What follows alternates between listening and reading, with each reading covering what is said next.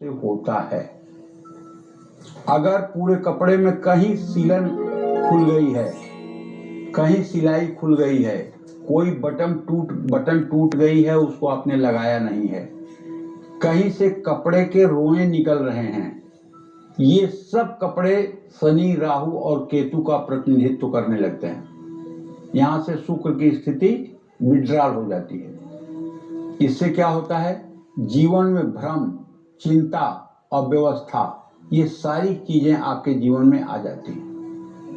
घर में पुराने कपड़े अगर भरे पड़े हुए हैं, फिर से एक बार कह रहा हूं, तो इससे ग्रहों का अशुभ प्रभाव जीवन पर पड़ना शुरू हो जाता है। एक बार ईमानदारी से अपने घर का निरीक्षण करिएगा कि क्या जो चीजें आप जीवन में नहीं उपयोग करने वाले हैं, क्या वो चीजें आपके घर में नहीं हैं? जिस चीज का अब कोई उपयोग आपके घर में नहीं होने वाला है, क्या उसको आपने अपने घर में नहीं रखा है?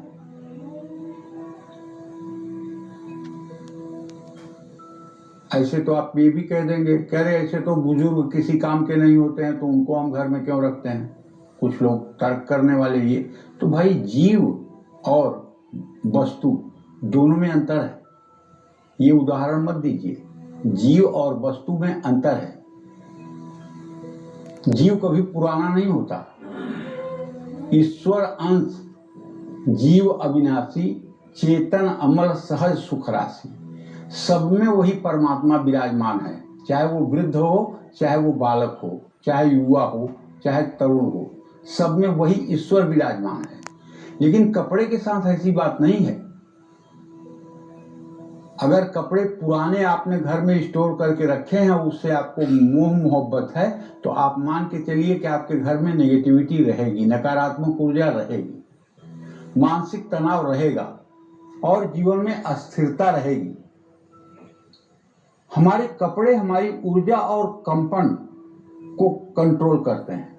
पुराने कपड़े कभी कभी किसी पुराने कष्ट, दर्द या विफलता से जुड़े होते हैं, जो अपने साथ नकारात्मक ऊर्जा को भी घर में फैलाते हैं। राहु और केतु का संबंध अंधकार, भ्रम और नकारात्मकता से है। पुराने कपड़े घर में हैं तो इन ग्रहों के अशुभ प्रभाव पड़ते हैं। जानते हैं, गीता में 16वें अध्याय में 16वें श्लोक पर भगवान श्री कृष्ण कहते हैं, अनपेक्ष सुचिर दक्ष उदासीन गतव्यथ सर्वारंभो परित्यागी यो मद भक्त समे प्रिय। इसका मतलब ये होता है कि इस संसार में भगवान के अलावा किसी से कोई उम्मीद मत रखो, आपको कभी दुख नहीं मिलेगा। इस संसार में भगवान के अलावा अपने पति से, अपने पत्नी से, अपने माता से, अपने पिता से, अपने भाई से, अपने मित्र से, अपने इष्ट से, किसी से कोई उम्मीद मत रखो भगवान को छोड़ करके, तो आपको कभी दुख नहीं होगा। अनपेक्षा इसको कहते हैं, अनपेक्ष, किसी से अपेक्षा न रखने वाला। लेकिन प्रभु से तो अपेक्षा रखेंगे, क्योंकि वो तो अपने हैं।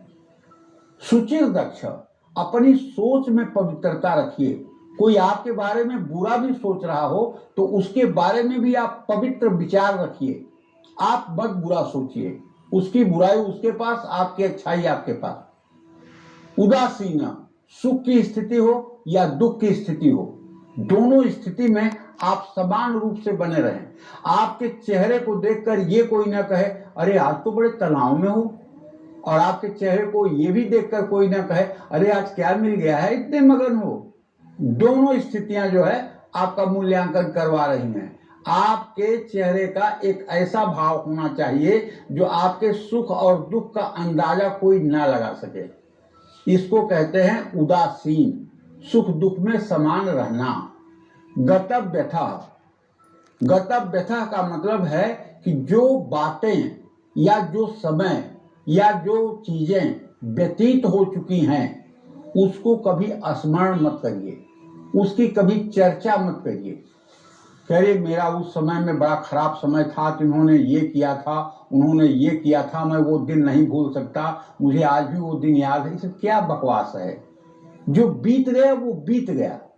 आप केवल ये सब बातें बोल करके अपने को टेंशन में डाल रहे हैं। अपना ब्लड प्रेशर खराब कर रहे हैं, अपना चिंतन खराब कर रहे हैं, अपना अनमोल समय बर्बाद कर रहे हैं।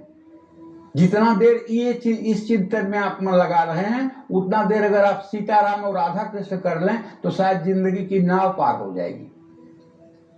तो गतव्य था, इसको कहते हैं गतव्य था। पुरानी चीजों को न याद करना, पुरानी चीजों को भूल जाना, पुरानी बातों को बार बार चर्चा न करना। सर्वारंभ परित्यागी, संचय की भावना से कार्य नहीं करना है। एक घर है तो 2 घर हो जाए, एक गाड़ी है तो 2 गाड़ी हो जाए, 1 करोड़ है तो 100 करोड़ हो जाए, ये सर्वारंभ है। आप कर्म करिए, मेहनत करिए, 14 घंटे मेहनत करिए, 15 घंटे मेहनत करिए, जो परिणाम मिले उससे जो भी आपका विकास हो, प्रभु की कृपा से मान लीजिए विकास हो रहा है, न विकास हो तब भी खुश रहिए, लेकिन आप विकास करेंगे ही, इसलिए मत टेंशन लीजिए, इससे दुख मिलेगा, सुख नहीं होगा। ऐसे लोग प्रभु को बहुत प्यारे होते हैं। तो आप अगर पुरानी चीजों को रख करके, सजा करके और उनको घर में रखे रहोगे तो ये अशुभ के अलावा शुभ कभी ना करने वाले हैं। राहु केतु के अशुभ प्रभाव के कारण दिमाग में भ्रम की स्थिति बढ़ती है।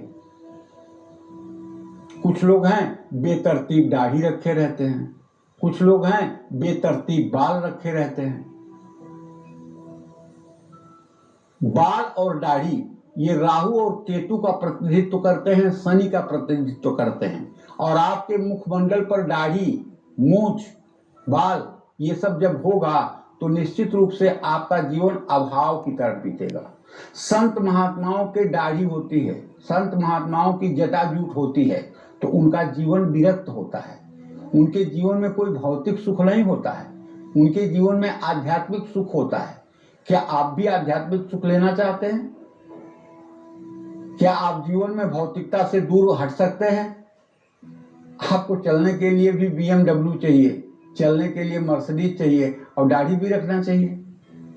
दोनों काम कैसे होगा? गाल भी फुलाओ, हंसो भी, एक ही चीज होगा। चाहे विरक्त हो जाओ, लंगोटी लगा लो, रख लो दाढ़ी, और चाहे एकदम क्लीन सेव हो करके और समृद्धि और सुख के रास्ते पर बढ़ लो। दोनों रास्ते अलग अलग हैं और दोनों को मिक्सअप करके जीना चाहोगे, नहीं जी पाओगे। कुछ दिन भले जी लो, लेकिन उसका परिणाम एक दिन बुरा ही होगा। जीवन में सही फैसले लेने में काफी मुश्किलों का सामना करना पड़ेगा। आर्थिक संकट और जीवन में असफलताएं आने की संभावना बढ़ जाती है। शनि ग्रह कष्ट और पुराने समय से जुड़ा हुआ माना गया है। जो भी चीजें पुरानी हैं उनका कारक ग्रह शनि होता है। पुराने कपड़े शनि के प्रभाव को बढ़ाते हैं, इस बात को अच्छी तरह से ध्यान रखिए। और पुराने कपड़े जो नहीं यूज होने वाले हैं उन्हें, अब तो शहरों की बात जहां तक है, नेकी घर बन गए हैं, जहां ले जाकर आप अपने कपड़े रख दीजिए, वहां से कोई ले जाएगा। लेकिन ध्यान रखिए, जो भी कपड़े आपको डोनेट करना हो, दान देना हो, वो कपड़े धुले हुए होने चाहिए, वो कपड़े आयरन किए हुए होना चाहिए। ऐसे नहीं कि पहन के आपने छोड़ा है और उसको दे दिया, उससे आपको एक नुकसान हो जाएगा। अगर आपका पहना हुआ कपड़ा कोई आपका परिचित, आपका दुश्मन पा गया तो उस पे तंत्र मंत्र अभिचार की क्रिया करके आपको डिस्टर्ब कर सकता है।